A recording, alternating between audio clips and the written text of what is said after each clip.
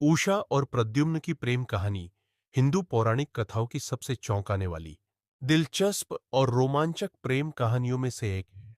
यह कहानी भगवान कृष्ण के पुत्र प्रद्युम्न और दैत्यराज बाणासुर की पुत्री उषा के बीच के बेमिसाल प्रेम को दर्शाती है। इस उल्लेखनीय कथा को विशेष रूप से भागवत पुराण और हरिवंश पुराण में सुनाया गया है। उषा, बाणासुर की पुत्री, अद्वितीय सुंदरता और गुणों से भरपूर राजकुमारी थी।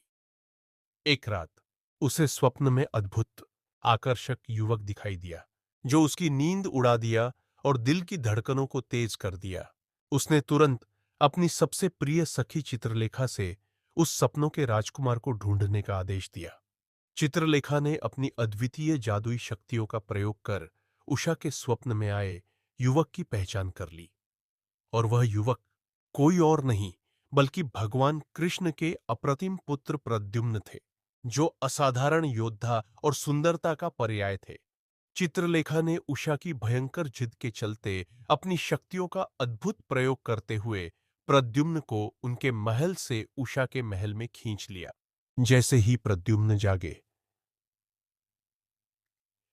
तो खुद को उषा के सामने पाया और दोनों ने एक दूसरे को देखा तो पहली ही नजर में प्रेम की ज्वाला भड़क उठी। जब बाणासुर को इस अद्वितीय प्रेम कथा का पता चला तो आग बबूला हो गया। उसने प्रद्युम्न को बंदी बना लिया और उन्हें मारने की योजना बनाई, लेकिन प्रद्युम्न ने अपने अद्वितीय बल और अप्रतिम बुद्धिमानी से बाणासुर के सैनिकों को धूल चटा दी। भगवान कृष्ण और बाणासुर के बीच एक तीव्र युद्ध हुआ।